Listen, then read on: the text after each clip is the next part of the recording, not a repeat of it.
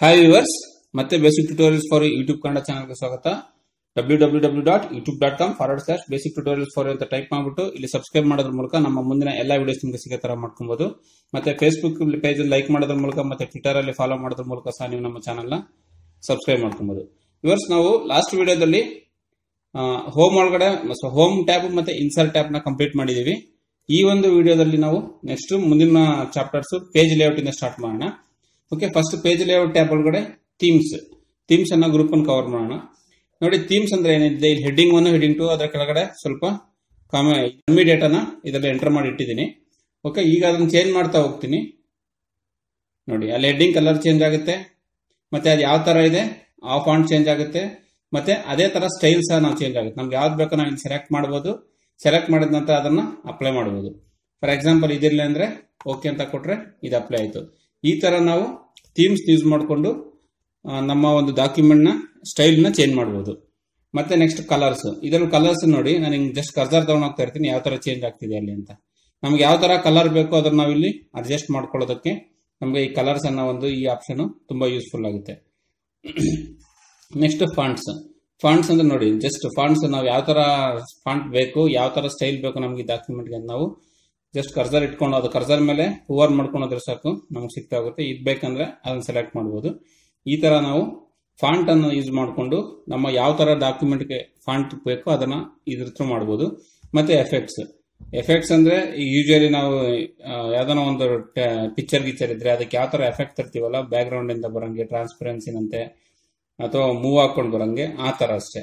For example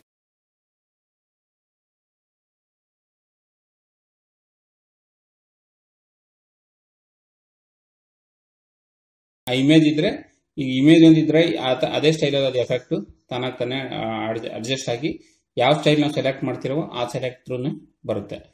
next margin ತಿಳ್ಕೊಳಕ್ ಮುಂಚೆ ನಾವು ಇಲ್ಲಿ ಏನ್ ಕಾಣ್ತಿದೆಯಲ್ಲ ನೋಡಿ, ನಿಮ್ಗೆ ಕಾಣ್ತಿರುತ್ತೆ ಇಲ್ಲಿ left side margin, right side margin, ಮತ್ತೆ ಲೆಫ್ಟ್ ಮತ್ತೆ ಟಾಪ್ ಡೌನ್ ಮತ್ತೆ ಲೆಫ್ಟ್ ರೈಟ್ ಅಂತ ಇಲ್ಲಿ ಮಾರ್ಜಿನ್ಸ್ ಇದೆ. ಫಾರ್ ಎಕ್ಸಾಂಪಲ್ ನೋಡಿ, ನಾನು ಈ ಮಾರ್ಜಿನ್ ಇಲ್ಲಿ ಇಟ್ಕೊಂಡು ಡ್ರಾಗ್ ಮಾಡಿದ್ರೆ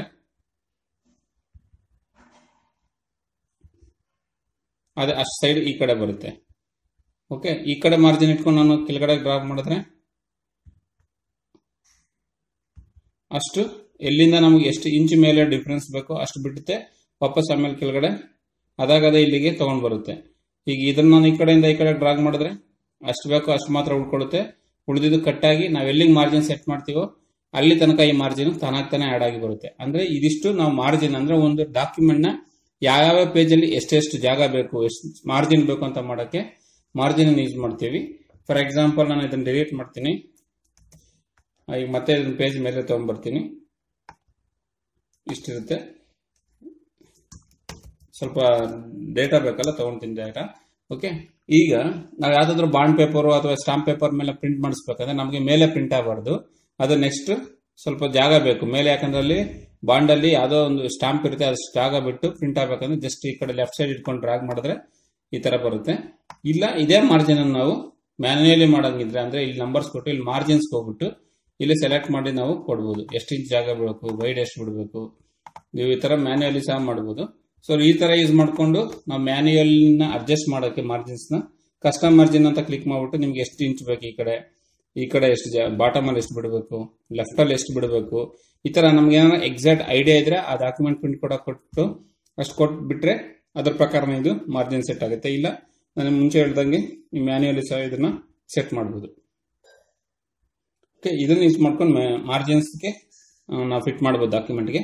ನೆಕ್ಸ್ಟ್ ಓರಿಯಂಟೇಶನ್ ಅಂದ್ರೆ ಪೋರ್ಟ್ರೇಟ್ ಅಲ್ಲಿ ಬೇಕಾ ಲ್ಯಾಂಡ್ಸ್ಕೇಪ್ ಅಲ್ಲಿ ಬೇಕಾ ನೋಡಿ. ದೊಡ್ಡದಾಯ್ತು ಪೇಜ್, ನೀವು ಪ್ರಿಂಟ್ ತಗೊಳ್ಳೋವಾಗ ಯಾವ ತರ ಅನುಕೂಲ ಆಗುತ್ತೆ ಮತ್ತೆ ಓದಕ್ಕೆ ಅನ್ನೋದು. ಇಲ್ಲ ನಮಗೆ ಪೋರ್ಟ್ರೇಟ್ ಅಲ್ಲಿ ಬೇಕಂದ್ರೆ ಮಾಡಿದ್ರೆ ಮಾಮೂಲಿ A4 ಶೀಟ್ ಅಲ್ಲಿ ಬರುತ್ತೆ. ನೆಕ್ಸ್ಟ್ ಸೈಜ್ ನೀವು ಪ್ರಿಂಟ್ ಕೊಡೋದು A4 ಆಸ್ ಯೂಶುವಲ್ A4 ಇರುತ್ತೆ. ನೀವು ಬೇಡ ಲೀಗಲ್ ಬೇಕಂದ್ರೆ ಲೀಗಲ್ ತಗೊಂಬೋದು. ನೋಡಿ, ಇದೆಲ್ಲ ಮಾರ್ಜಿನ್ ಕಟ್ ಆಯ್ತು ಅಂದ್ರೆ. ಇಲ್ಲ ನನಗೆ A4 ಬೇಕಂದ್ರೆ ಅಗೈನ್ A4 ಮೇಲೆ ಕ್ಲಿಕ್ ಮಾಡಿದ್ರೆ ಅದು ಕರೆಕ್ಟ್ ಆಗಿ ಪ್ರಿಂಟ್ ನಾವೇನು ಜೆರಾಕ್ಸ್ ಅಂಗಡಿಲೆಲ್ಲ A4 ಪ್ರಿಂಟರ್ ಕೊಡ್ತೀವಲ್ಲ, ಲೇಸರ್ ಜೆಟ್ ಪ್ರಿಂಟರ್ ಕೊಡಕ್ಕೆ ಯೂಸ್ ಆಗುತ್ತೆ. ಅದೇ ತರ ನೀವು ಬೇರೆ ಇಲ್ಲಾಂದ್ರೆ ಬೇರೆ ನಾವು ಸೆಲೆಕ್ಟ್ ಮಾಡ್ಬಿಟ್ಟು ಅದ್ರ ಪ್ರಕಾರ ನಾವು ಪ್ರಿಂಟ್ ತಗೊಳಕ್ಕೆ ನಮಗೆ ಸೈಜ್ ಅಲ್ಲಿ ನಾವು ಚೇಂಜ್ ಮಾಡಬಹುದು. ನೆಕ್ಸ್ಟ್ ಕಾಲಮ್ಸ್ ಅಂದ್ರೆ ನೋಡಿ ಈ ಡೇಟಾ ಜಾಸ್ತಿ ಇದೆ ಅನ್ಕೊಳ್ಳಿ, ಒಂದು ಡಾಕ್ಯುಮೆಂಟ್ ಒಳಗಡೆ ಅದನ್ನ 2 ಕಾಲಮ್ ಅಲ್ಲಿ ಚೆಕ್ ಮಾಡ್ಬೇಕಂದ್ರೆ ನೋಡಿ ಡಿವೈಡ್ ಆಯ್ತು, 2 ಆಯ್ತು. ಇಲ್ಲ ಅದನ್ನ 3 ಕಾಲಮ್ಸ್ ಚೆಕ್ ಮಾಡ್ಬೇಕಂದ್ರೆ 3 ಕಾಲಮ್ಸ್ ಆಯ್ತು. ನೋಡಿ ಒಂದೊಂದೇ ಡಿಜಿಟೇ ಚೇಂಜ್ ಆಗ್ಬಿಡ್ತು. ಇಲ್ಲ ನಮ್ಗೆ ಆಸ್ ಯೂಶುವಲ್ ಬೇಡ, ನಮ್ಗೆ ಒಂದೇ ಇರಲಿ ಅಂದ್ರೆ ತಗೋಬಹುದು. ಇಲ್ಲ ಫುಲ್ ಕಂಪ್ಲೀಟ್ ರೈಟ್ ಇರಲಿ ಅಂದ್ರೆ ರೈಟ್ ಕಾಲಮ್ ಅಲ್ಲಿ ತಗೊಂತು. ಇಲ್ಲ ನನಗೆ ಕಂಪ್ಲೀಟ್ ಲೆಫ್ಟ್ ಅಲ್ಲಿ ಇರಲಿ ಅಂದ್ರೆ ಲೆಫ್ಟ್ 2 ಡಿಜಿಟ್ ಬಿಡ್ತು ಈ ಕಡೆ ತಗೊಂತು. ಇಲ್ಲ ಏನು ಬೇಡ ನಮ್ಗೆ ಆಸ್ ಯೂಶುವಲ್ ಹಂಗೆ ಅಷ್ಟೇ ಇರಲಿ ಅಂದ್ರೆ ಒಂದೇ ಒಂದು ಡಾಕ್ಯುಮೆಂಟ್ ಬೇಕಂದ್ರೆ ಅಂದ್ರೆ ಒಂದು ಕಾಲಮ್ ಬೇಕಂದ್ರೆ ಒಂದೇ ಕಾಲಮ್ ಅಲ್ಲಿ ನಾರ್ಮಲಿ ಪ್ರಿಂಟ್ ಆಗುತ್ತೆ. ಇನ್ನಿದು ಬ್ರೇಕ್ಸ್, ಇಲ್ಲಿ ನೋಡಿ ಇಲ್ಲಿ ಪೇಜ್ ನಂಬರ್ 1 of 1 ಇದೆ. ನಾನು ಇಲ್ಲಿ ಇಟ್ಬಿಟ್ಟು ನೆಕ್ಸ್ಟ್ ಪೇಜ್ ಪ್ರಿಂಟ್ ಆಗ್ಬೇಕು, ಕಟ್ ಆಗ್ಬೇಕಂದ್ರೆ ಪೇಜ್ ಬ್ರೇಕ್ ಮಾಡಿದಾಗ ಫಸ್ಟ್ 2 ಹೆಡಿಂಗ್ ಇದು ಇಲ್ಲೇ ಇದೆ, ಉಳಿದಿರೋದು ನೆಕ್ಸ್ಟ್ ಕಾಲಮ್ಗೆ ನೆಕ್ಸ್ಟ್ ಪೇಜ್ಗೆ ಜಂಪ್ ಆಗಿದೆ ಅಂದ್ರೆ ಪೇಜ್ ಬ್ರೇಕ್ ಆಗಿ ಅಲ್ಲಿಗೆ ಹೋಗಿದೆ. ಸೊ ಇದನ್ನ ಪೇಜ್ ಬ್ರೇಕ್ ಮಾಡಕ್ಕೆ ಯೂಸ್ ಆಗುತ್ತೆ. ಅದನ್ನ ಕಾಲಮ್ ನಾವು ಇಷ್ಟ ತರ ಆಪ್ಷನ್ ಇದೆ, ಯಾವ್ಯಾವ ತರ ಬೇಕಾದ್ರೆ ನಾವು ಆಡ್ ಪೇಜ್ಗೆ, ಈವನ್ ಪೇಜ್ಗೆ ಆ ತರ, ಅಥವಾ ಕಂಟಿನ್ಯೂಸ್ ಆಗಿ ಮಾಡೋದಕ್ಕೆ ನಾವು ಪೇಜ್ ಬ್ರೇಕ್ ಅನ್ನು ಯೂಸ್ ಮಾಡಬಹುದು. ಕಂಟಿನ್ಯೂಸ್ ಅಂತ ಕೊಟ್ರೆ ನೋಡಿ ಆ ತರ ಕಟ್ ಆಯ್ತದು ಪೇಜ್, ಅಲ್ಲಿ ಕರೆಕ್ಟ್ ಆಗಿ ಎಕ್ಸಾಕ್ಟ್ ಆಗಿ ಹಾಫ್ ಕಟ್ ಆಗಿ ನೆಕ್ಸ್ಟ್ ಹೋಯ್ತು. ಇಲ್ಲ ನಮ್ಗೆ ಆಡ್ ಪೇಜ್ ಈವನ್ ಪೇಜ್ ಅಲ್ಲಿ ಬೇಕಂದ್ರೆ ನಾವು ಇದನ್ನ ಸೆಲೆಕ್ಟ್ ಮಾಡ್ಕೊಂಡು ಇಲ್ಲಿಂದ ಕೊಟ್ಕೊಂಡು ಹೋಗ್ಬೋದು. ಇದಿಷ್ಟು ನಾವು ಪೇಜ್ ಬ್ರೇಕ್ ಮಾಡಕ್ಕೆ ಯೂಸ್ ಮಾಡೋಂಥದ್ದು. ನೆಕ್ಸ್ಟ್ ಲೈನ್ ನಂಬರ್ಸ್ ಅಂದ್ರೆ ನಾವು ಎಷ್ಟು ಲೈನ್ ಬರ್ದಿದೀವಿ ಡಾಕ್ಯುಮೆಂಟ್ ಅಲ್ಲಿ ಅಂತ ಗೊತ್ತಾಗಕ್ಕೆ ನೋಡಿ ಕಂಟಿನ್ಯೂಸ್ ಅಂತ ಕೊಡ್ತೀನಿ. 1 2 3 4 5 6 ಇದರಲ್ಲಿ ಏನಂದ್ರೆ ಅದನ್ನು ಎಂಟರ್ ಕೊಟ್ರೆ ಅದೊಂದು ಲೈನ್ ಅಂತ ಕೌಂಟ್ ಆಗುತ್ತೆ. ನೋಡಿ ನಾನು ಆಮೇಲೆ ಬರೀಲಿ, ಬಟ್ ನೆಕ್ಸ್ಟ್ ಕೊಟ್ಟಾಗ ಅದೊಂದು ಲೈನ್ ಅಂತ ಕೌಂಟ್ ಆಗುತ್ತೆ. ನಾವು ಎಷ್ಟು ಲೈನ್ಸ್ ಬರ್ದಿದೀವಿ ಒಂದು ಡಾಕ್ಯುಮೆಂಟ್ ಒಳಗಡೆ ಅಂತ ಗೊತ್ತಾಗಕ್ಕೋಸ್ಕರ ಇದು ನಮಗೆ ಬಹಳ ಯೂಸ್ಫುಲ್ ಇರುತ್ತೆ. ಓಕೆ, ಲೈನ್ ನಂಬರ್ಸ್ ನಮಗೆ ರೀಸ್ಟಾರ್ಟ್ ಈ ಸೆಕ್ಷನ್ ಅಂದ್ರೆ ಪ್ರತಿ ಸೆಕ್ಷನ್ ಚೇಂಜ್, ಈಗ ಒಂದು ಸೆಕ್ಷನ್ ಆದ್ಮೇಲೆ ಇನ್ನೊಂದು ಸೆಕ್ಷನ್ ಚೇಂಜ್ ಆದಾಗ ಕೌಂಟ್ ಆಗೋಂದ್ರೆ ತಗೊಳುತ್ತೆ. ಅಥವಾ ನಾವು ಕಸ್ಟಮಲ್ಲಿ ಇಡಬಹುದು ರೀಸ್ಟಾರ್ಟ್ ಆದಾಗ ತಗೊಳಂಗೆ. ಅಥವಾ ನೋಡಿ ಫಾರ್ ಎಕ್ಸಾಂಪಲ್ ಸ್ಟಾರ್ಟ್ ಈ ಸೆಕ್ಷನ್ ಅಂದ್ರೆ ನೋಡಿ 1 2 3 4 5 6 7 8 9 10 ನೆಕ್ಸ್ಟ್ ಏನಾದ್ರು ನಾವು ಬೇರೆ ಸೆಕ್ಷನ್ ಮಾಡಿದ್ರೆ ಇಲ್ಲಿ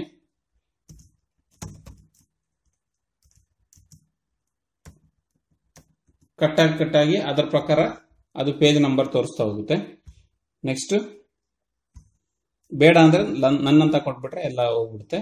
ಮತ್ತೆ ಇದು ಹೈಫನೇಷನ್ ಅಂದ್ರೆ ಈಗ ಫಾರ್ ಎಕ್ಸಾಂಪಲ್ ಐಫೋನ್ ಕೊಟ್ಟಿರ್ತೀವಿ, ನಾವು ಎಲ್ಲೆಲ್ಲಿ ಕೊಟ್ಟಿದ್ದೀವಿ ನಮ್ಗೆ ಗೊತ್ತಾಗಲ್ಲ ಅಂದಾಗ ಆಟೋಮೆಟಿಕ್ ಅಂತ ಕೊಡ್ತೀನಿ. ನೋಡಿ ಇಲ್ಲಿ ನಾನು ಇದು ತೆಗಿತೀನಿ ಫಸ್ಟ್, ನಿಮಗೆ ಡಾಕ್ಯುಮೆಂಟ್ ಅಂತ ಇಲ್ಲಿದೆ, ಇದು ಕರೆಕ್ಟ್ ಆಗಿ ಸೆಟ್ ಆಗಿ ಬಂದಿರಲ್ಲ ಅಂತ ಟೈಮಲ್ಲಿ ಸೆಟ್ ಆಗಿ ವಾಪಸ್ ಆ ಪೇಜಲ್ಲಿ ಅದು ಫಿಕ್ಸ್ ಆಗ್ಬೇಕಂದ್ರೆ ಹೈಫನೇಷನ್ ಅಂತ ಕೊಡ್ತೀನಿ.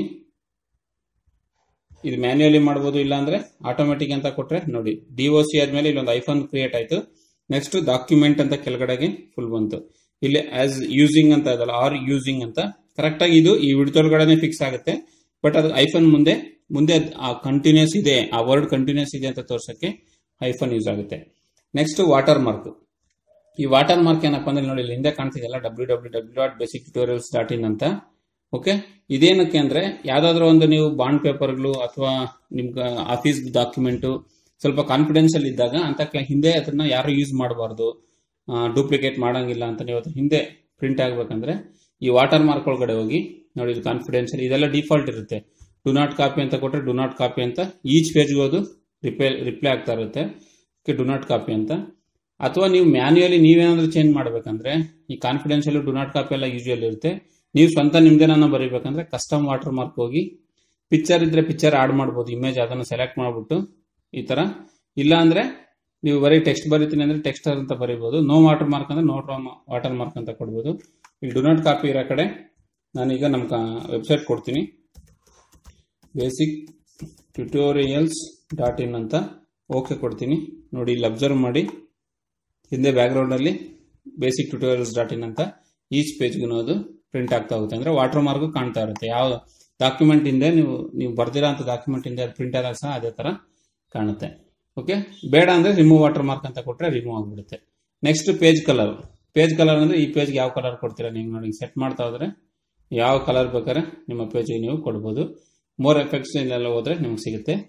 ನೆಕ್ಸ್ಟ್ ಪೇಜ್ ಬಾರ್ಡರ್ಸ್ ಅಂದ್ರೆ ಈಗ ನೋಡಿ ಆಗ್ಲೇ ನಾವು ಹೇಳಿದ್ದು ಮಾರ್ಜಿನ್ಸ್ ಅಲ್ವಾ, ಈ ಮಾರ್ಜಿನ್ಸ್ ಒಳಗಡೆ ಇರೋಂಥ ಟೆಕ್ಸ್ಟ್ಗೆ ಅಪ್ಲಿಕಬಲ್.